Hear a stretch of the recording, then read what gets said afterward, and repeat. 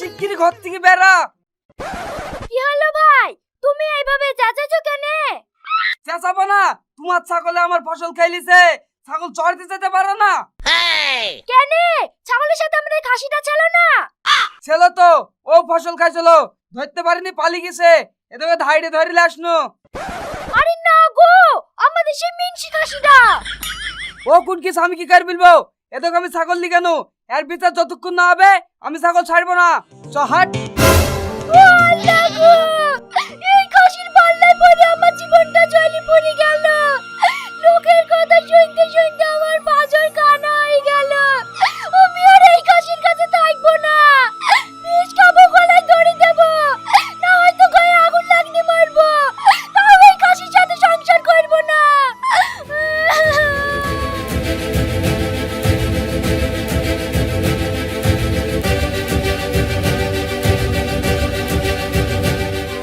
ও ভাবি, তুমি ভাইয়ের উপর রাগ করি এরকম কাজ করো না।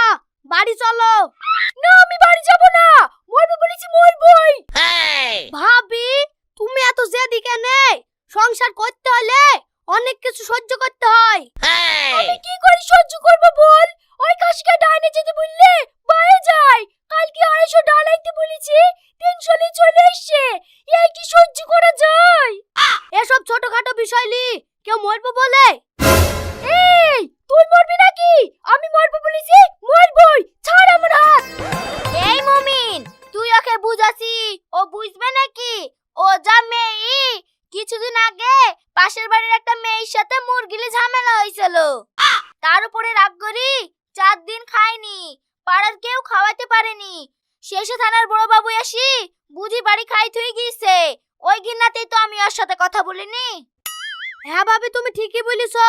যাই, এই খবরটা ভাইকে দিই কি।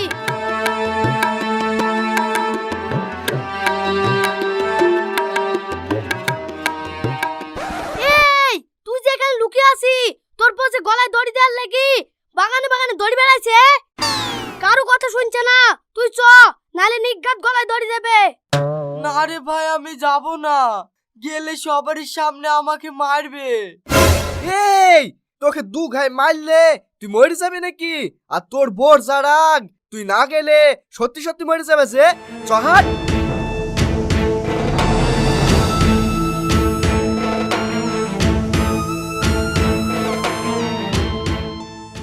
ওই দা মরাকে কো আসছে। এই খাসি, তুই ছাগল, তুই কোন মেয়ের মুখ দেখতে গেছিলি তাই বল। আমি মেয়েদের মুখ দেখতে যাব কেনে? ছাগল তুই পায়খানে ফিরতে গেছিনু। এই, তুই আশাস খাস, শুধু পায়খানা ফিরতে যাস। দাঁড়া, তোর পায়খানা ফিরে বের করছি। চ ছাগল আনতে। তুই দাঁড়িয়ে আছে মানে শিগগিরই হামবাগার। ছাগল কি যে ভেবে মারতে মারতে লিগেছে, আমিও তোকে মারতে মারতে লি যাব। চল। ও বাবা গো!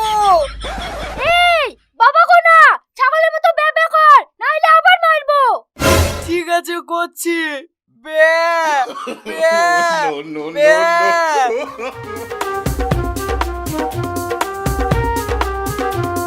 বে। ও ভাই দেখো, আমার ছাগল তোমার জমিতে ফসল খেয়েছিল বলে তুমি যে কষ্ট দিয়েছো, ঠিক সেই কষ্টই আমার স্বামীকে দিতে দিতে তোমার বাড়িতে নিয়ে এসেছি। তুমি এইবারকার মতো আমার ছাগলটাকে ছেড়ে দাও। ঠিক আছে ঠিক আছে, আমি ছেড়ে দিছি। স্বামীর সাথে এরকম কেউ খারাপ ব্যবহার করে? তাড়াতাড়ি গলার দড়িটা খুলে দাও।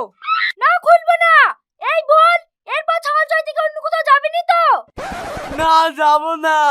আমিও বুঝতে পারছি, আমি নিজের চোখে যা দেখনু, তোমার ছাগল আর আমার জমিতে জীবন আসবে না। আমি এক্ষুনি ছাগল ছেড়ে দিছি।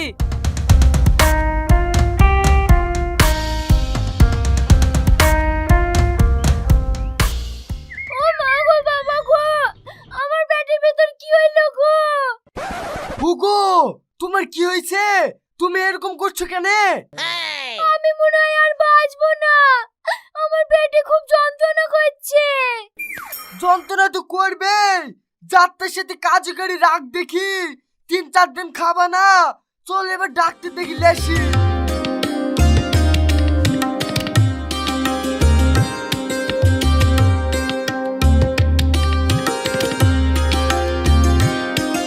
এ তো দেখছি শরীরটা খুব দুর্বল, টাইম মতো খাওয়া দাওয়া করে না নাকি?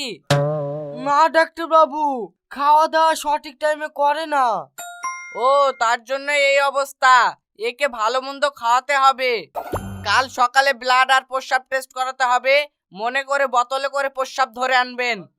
ঠিক আছে ডাক্তার বাবু, নিয়ে আসবো।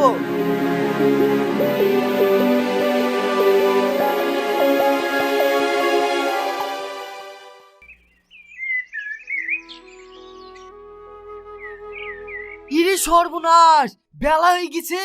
যাই তাড়াতাড়ি হাত মুখটা ধুইলে গি, ডাক্তার বাড়ি যেতে হবে। ইচ্ছা, বউ প্রস্রাব ধরে রেখেছিল আর আমার পায়ে বেঁধে পড়ে গেল। এখন আমি কে যে করি? বউকে এই কথা বললেও তো আমাকে ধরে মারবে। থাক, এই কথা আর বলবো না। আমি প্রস্রাব ফিরে থুই দিই, যা হবে পরে দেখা যাবে। আমি কালকে আপনাদেরকে যেটা বলেছিলাম, এখন যা রিপোর্টে দেখছি পুরোটাই উল্টো। আপনার তো কিডনির সমস্যা। আরে সর্বনাশ! আপনারা ঘাবড়াবেন না, খাওয়া দাওয়াটা মেনটেন করতে হবে। যেমন মাছ, মাংস, ডিম, কোনো প্রোটিন জাতীয় খাবার খাওয়া যাবে না। শুধু শাক সবজি খাবেন। আর আমি ওষুধ লিখে দিচ্ছি, এগুলো নিয়মিত খাবেন, তাহলেই সব ঠিক হয়ে যাবে।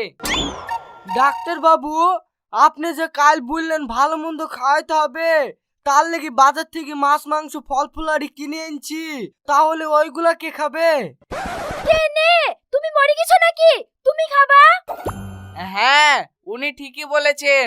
আপনি খায়েন, ওনাকে খবরদার দিবেন না। ঠিক আছে ডাক্তার বাবু।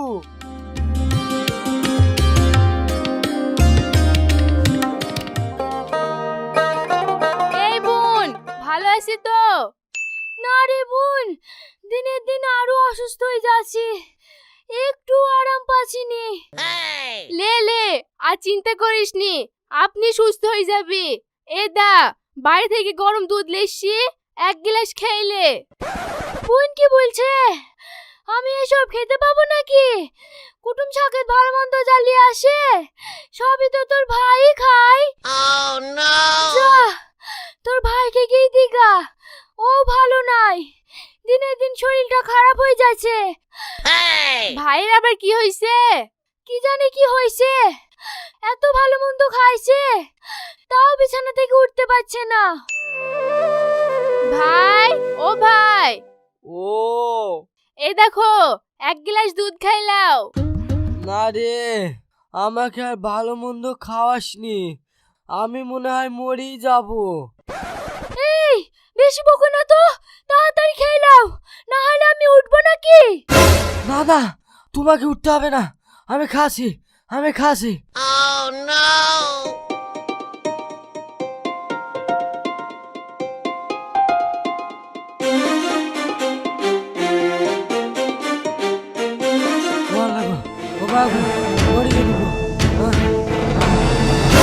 ও ভাই, ও ভাই, তোমার কি হলো গো? তুমি এরকম করছো কেন? ও গো, তুমি তাড়াতাড়ি ডাক্তার দেখে এসো। ঠিক আছে যাচ্ছি।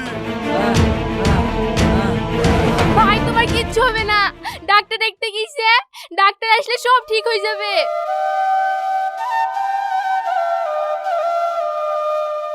এই, তোমরা একটু সাইড দাও তো।